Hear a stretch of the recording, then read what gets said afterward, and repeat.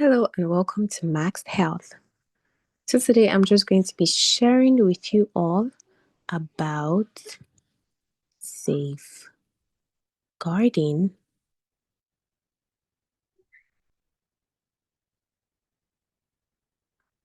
your child's health. Yes, safeguarding your child's health. And it's a really important topic for every parent or everyone who has a child, or you might even just have a niece or a sibling who's young. But this is a very important information for everyone. And let's begin.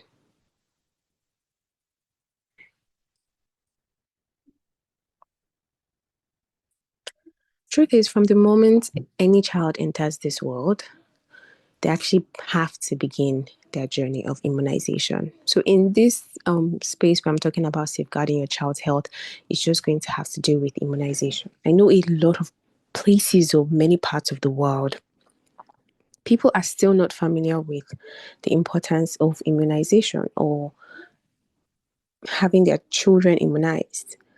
But with this awareness or the continuous awareness, I know all over the globe and everywhere in the world, it's going to be very popular and people will start immunizing, giving their children the immunizations based on the different ages, age group, or age, and would help to safeguard their child's health. So, from the moment a child is born into this world, they actually begin their journey of immunization. And immunization actually differs in different countries. Well, we have the standard ones, but because of some certain illnesses or diseases are more prevalent in some countries than others, some countries actually have, um, a lot of countries have their own definite immunization schedule. So, for the purpose of this conversation, I'm mostly going to be talking about the ones for North America, South America, um, mostly the very common ones. But for anyone listening, you have to make sure that you speak with your primary healthcare provider, whether the government, whether the state government or the federal government, and get the full list of immunizations that are necessary or that are needed for your child's needs based on the country where you birthed the child or where the child is growing or where you're actually situated in or residing in. Because, and sometimes even when you have to travel with the child, you also have to be aware of the kind of immunizations you need to take or you or the child needs to take before getting into the new country or the country where you're going to at that time, because a lot of people actually travel to give birth to their children, to have their children, and you also need to be aware of the immunization. So it's always good to do your research. This is just a guide so it can help you and you can understand the basics of what it's all about. So from the moment a child enters into the world, they actually have to begin their journey of immunization. And while bringing um your children or that your child for their shots, it may not always be easy. There's the temporary discomfort, but this is actually just a very small price to pay for the long-term health benefits that your child is going to enjoy. And medical professionals all over the world, we have tried several times to emphasize vaccines and antibiotics that actually play a very important role in actually safeguarding in against deadly illnesses. And this actually just makes each shot of vaccine a crucial step in your child's health journey. So we're going to have to understand the immunization schedule.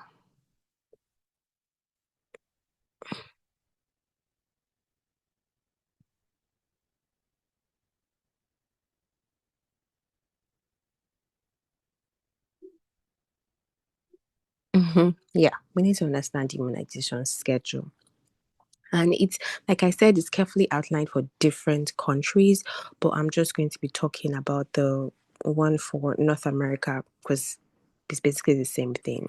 North America Academy of Pediatrics, and to just make sure that every child has to receive timely and optimal protection against several diseases.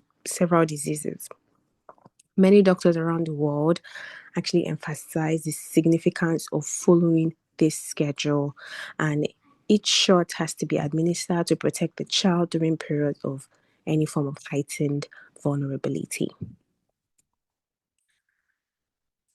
And beyond protecting the child, it has an impact on the family health. So actually vaccinations like contributes to like the overall health of the family. So once you immunize your child, you actually help shield them or shield older relatives, especially the aged ones like 65 years and above, from having more susceptible illnesses. Half of the time, I'm sure parents know this, like especially for those who give their children the flu shots. You know, when you have a child that's going to the daycare and all of that stuff, and maybe the child comes down with a cold, and before you know it, the virus, and the child comes home, and before you know it, as usual, you have to hug your child, kiss your child, and then it passes down onto you. And if you have like an older relative in the house who is battling with another illness that makes their immune system even more susceptible, they would come in contact with that child, and eventually you're going to aggravate whatever illness they have and make it worse.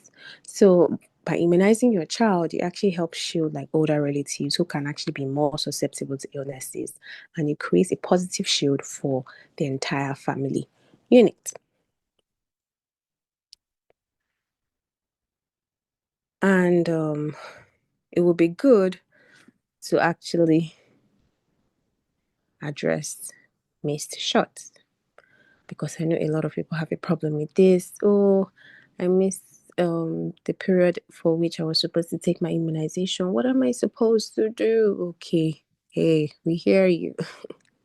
Don't panic. It's actually really, really good to actually adhere to the immunization schedule. Really important. But yeah, sometimes one or two things happen. You're out of you're so busy at work, you kind of forgot to set the alarm, you miss it out on your calendar, even if you put the schedule, blah blah blah blah, things happen. Yeah, we know that. But a missed shot does not necessarily mean you have to start over. You can actually address this. Any missed vaccination that you have, just consult the child's doctor, the pediatrician, and they would actually work with you to develop a suitable catch-up plan. It doesn't matter how long you've missed the shot. If you've missed it, don't stay away and say, oh, I've missed it, I'm going for the next one. No, just talk to your healthcare provider, which will help you catch up on the next plan and ensure that your child actually remains adequately protected. Several times we had several patients who actually missed their shots. So maybe they missed the vaccination for the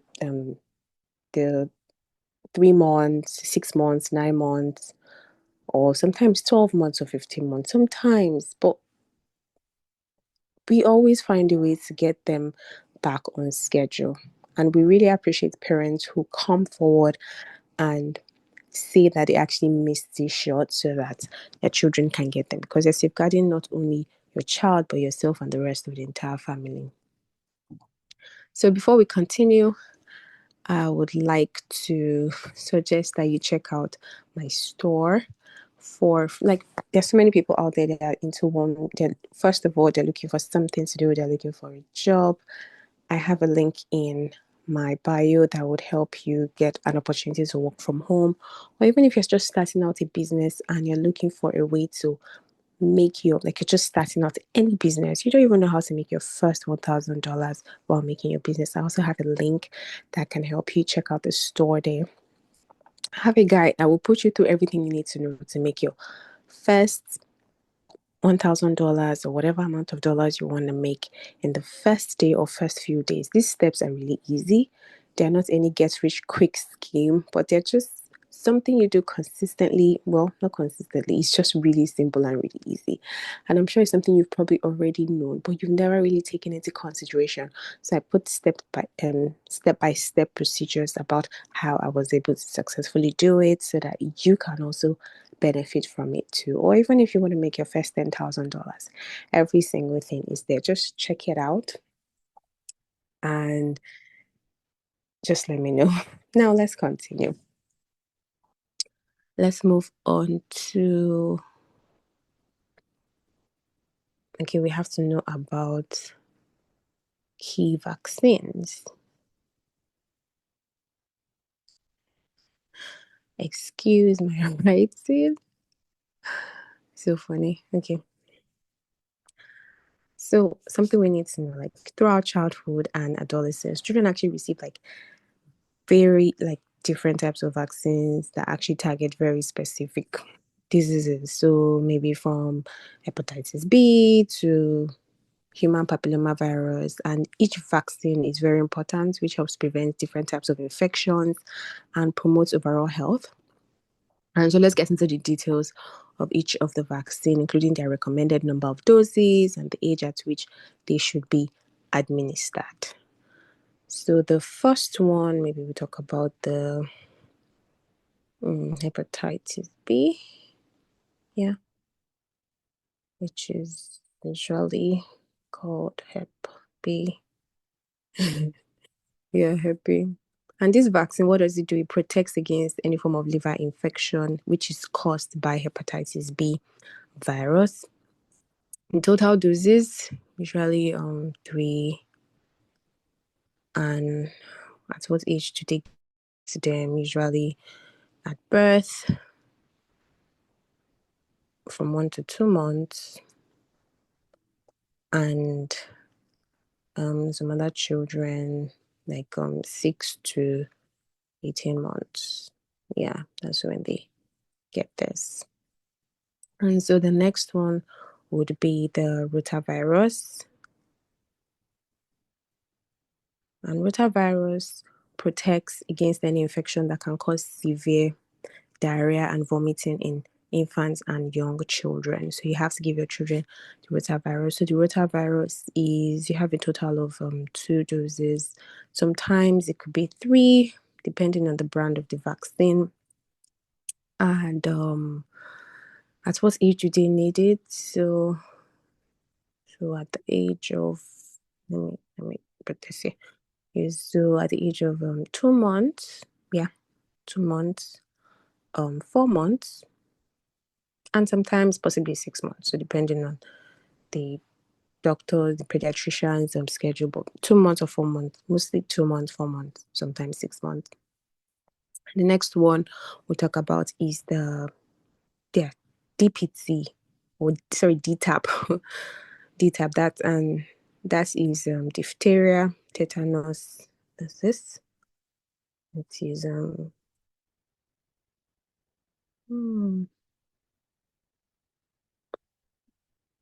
diphtheria, tetanus, and pertussis.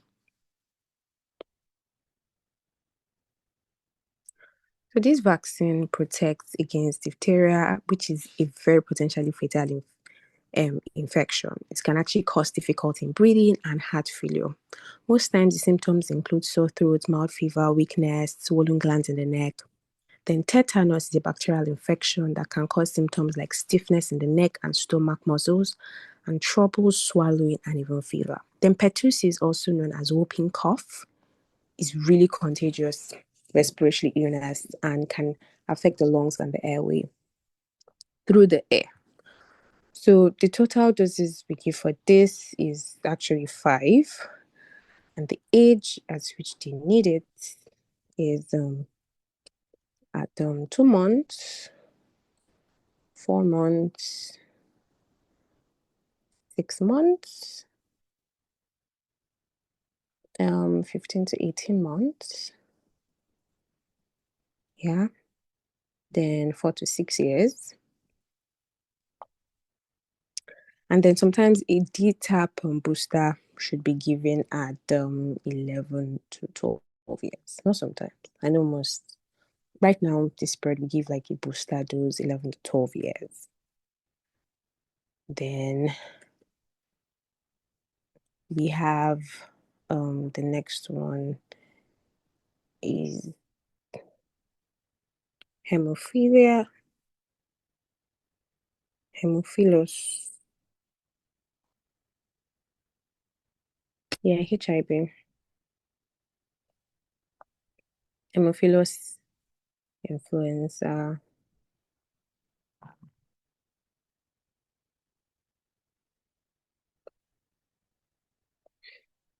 Influenza type B. So, what this vaccine does is it protects against the bacterial infection that can cause meningitis. And what's meningitis is a deadly infection of the brain, spinal cord, and the bloodstream.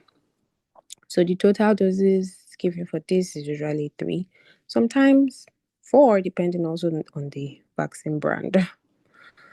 Yeah. And what age is it needed? So, we have 2, 4 months, sometimes 6 months, and then 12 to 15 months. Then we have the pneumococcal vaccine. Yeah, PCV13. Oh, PCV15.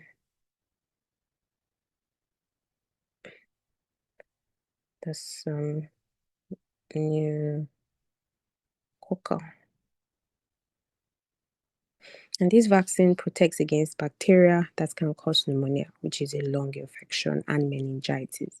So the total doses is 4 and needed at ages 2 months, 4 months, 6 months, and then 12 to 15 months.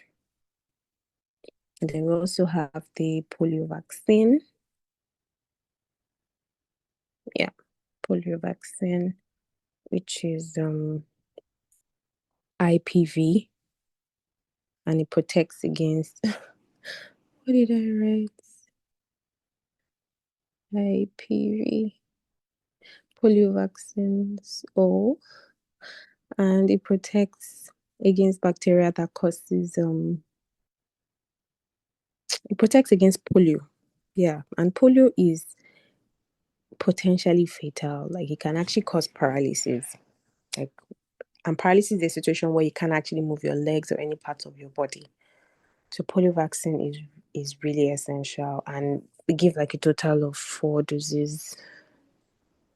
Yeah, 4 doses, and it's needed at the age of 2 months, 4 months, 6, 18 months. Is that when you give like 6 months, or they give at 18 months?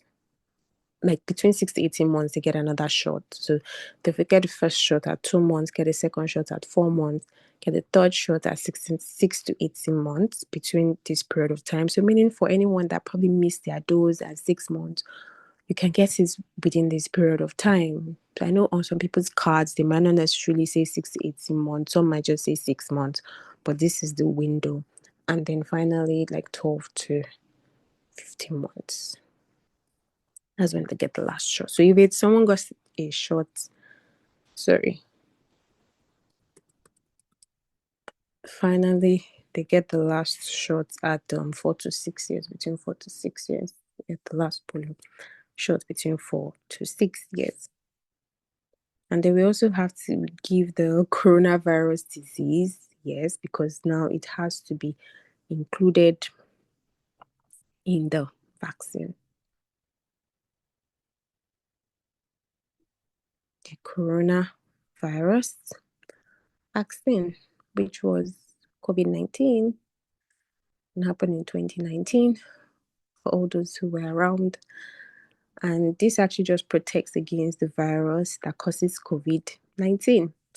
And I know they're like, for now, we give 2 doses. Boosters are actually dependent on the age. But I know now we start given like children. So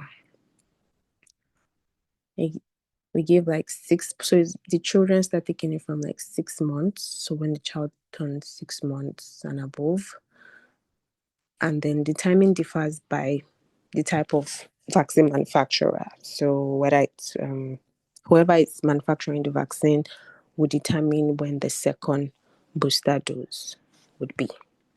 And then we have influenza, which is for flu.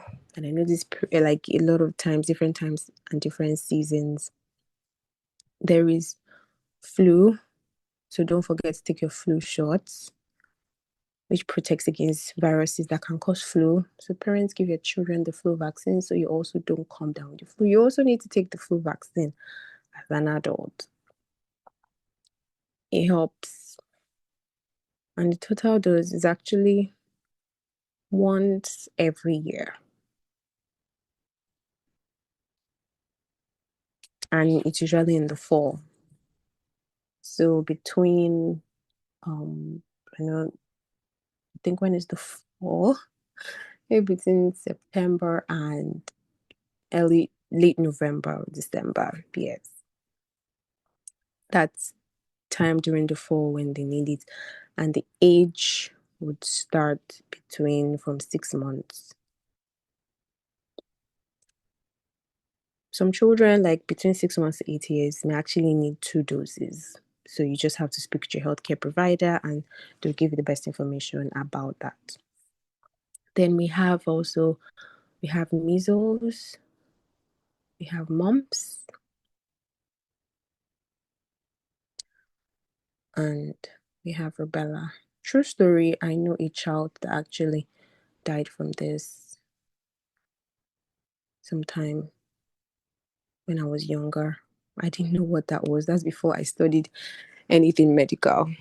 Like I really saw it firsthand. I was just like, why is this child's face or neck swollen? There was a part that was swollen, and I feel so sorry for his mom. May he still rest in peace. So MMR vaccine actually protects against measles, which causes a rash and fever mumps. And it causes a swelling of the glands in the head or neck. And it releases fluids and saliva into the mouth. The rubella causes a fever, sore throat, and face, and then body rash. So the measles causes rash and fever. The mumps is the one that causes the swelling of glands in the head and neck and releases the fluid and saliva into the mouth. And the rubella is the one that causes fever, sore throat, and face and body rash. So like you have a the total number of doses given to them is actually 2, and it's needed at 12 to 15 months. And I think actually between 4 to 6 years. So the first dose is taken between 12 to 15 months, and then the second dose is taken between 4 to 6 years. Then we also have chickenpox. The chickenpox, which is varicella vaccine that protects against the virus that causes chickenpox. And if anyone has ever even had chickenpox before, it's itchy, like have an itchy skin, it's rash, and then it has small red blisters. So the total doses for the chickenpox vaccine, varicella, yeah, there's an A there, yeah, and total doses is 2. Trust me, I write better than this. And the age needed is between 12 to 15 months. Like the first dose is between 12 to 15 months, and the second dose is between 4 to 6 years. Then next, we have the hepatitis A. Absolutely important. Yeah. Hepatitis A vaccine is really important. Hepatitis A. The vaccine actually protects against hepatitis A, which is a liver disease, and we give like a total of 2 doses. is needed at the age, the first dose is between 12 to 23 months. And the second dose, at whatever time they give the first dose, you give the second dose like 6 months apart. So the second dose is going to be 6 months from when the first dose was given to the child. Then we also have the HPV. That's the human papillomavirus that protects against cancers of the cervix, vagina, vulva, penis, anus, and the back of the throat. So papillomavirus,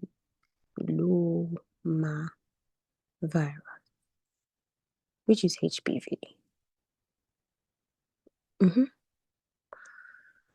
And it protects against cancers of the cervix, vagina, vulva, penis, anus, and back of the throat. So total doses that we give is 2.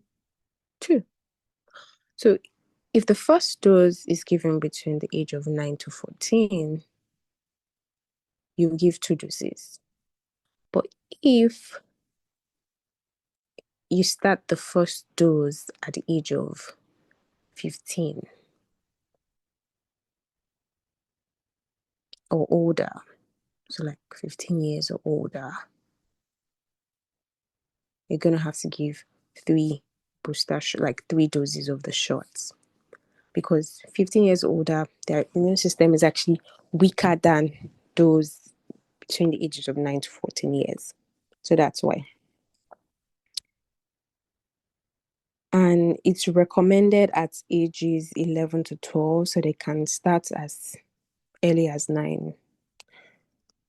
Then we now have, finally, we have meningococcal. People pronounce this differently.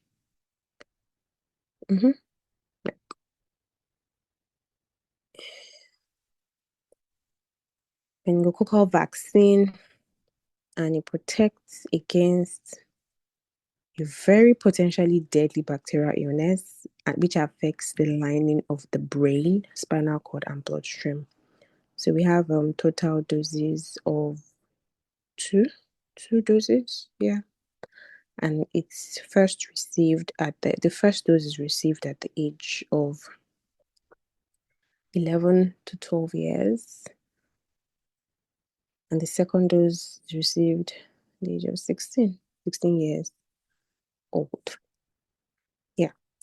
So I know some people might be wondering about adherence. How do I adhere to all these things? Like I said earlier, like while adhering to the vaccination schedule is really essential, just any missed dose that you have, just address it as soon as possible. Navigating your child vaccination schedule can sometimes be confusing, but it's absolutely, absolutely important for you to understand the importance of every shot. So some parents actually have certain concerns. They're like, oh, do these vaccinations cause pain for my baby? Yes, they do, but the discomfort is actually very temporary and it lasts only for a few seconds. So, how can you ease such discomfort? You keep up with your regular doctor visits, you allow for the multiple vaccinations to be administered in a single visit, minimizing the overall discomfort. Like it's more uncomfortable for a child to have 3 separate visits compared to 1.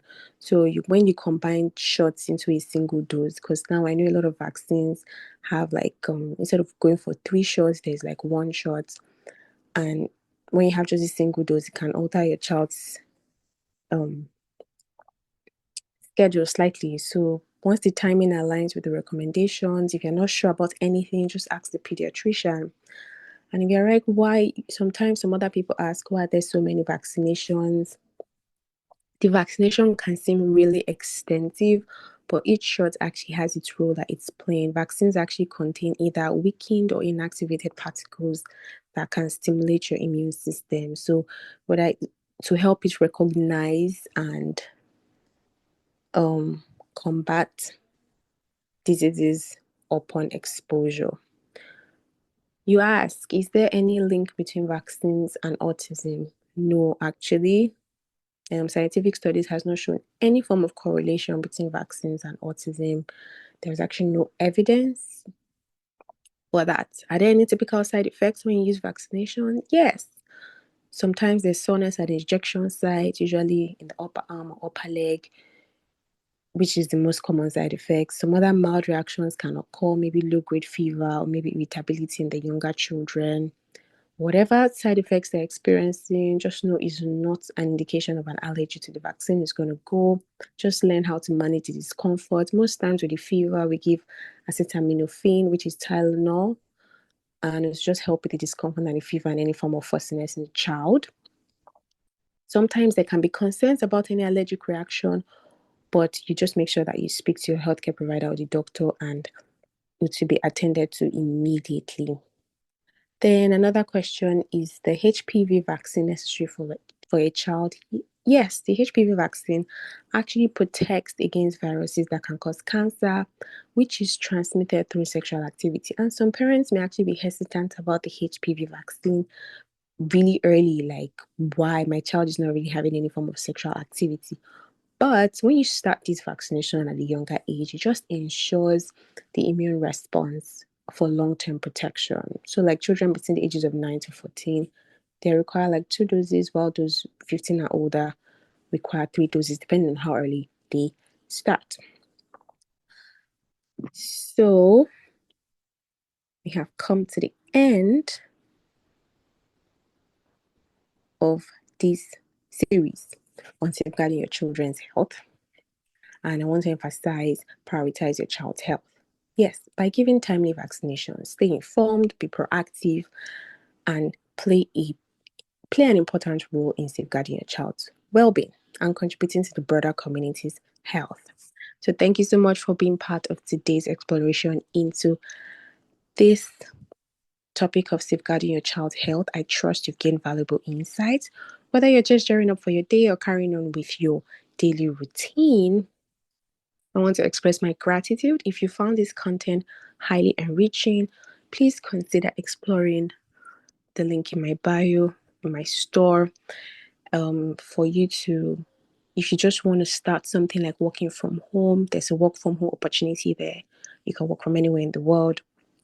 It's actually free, so you can just download it and get started. If you're having trouble with getting started, how to make money, there's also another link there on how to make your first $1,000 in the first 3 to 7 days of starting. If you've been able to achieve that, there's also another link there to help you make your first $10,000 in the first 30 days of starting without even followers on social media. Yes, that's doable. I was able to do it. And yes, you can do it too. So thank you. Your support means a lot to me. So check it out. But if it doesn't align with your needs, don't worry. Just simply hit the subscribe button. It actually goes a very long way to help me to be able to deliver more free content to you and the rest of the world. Your support actually fuels my ability to create informative videos. So thank you once again. I wish you a fantastic remainder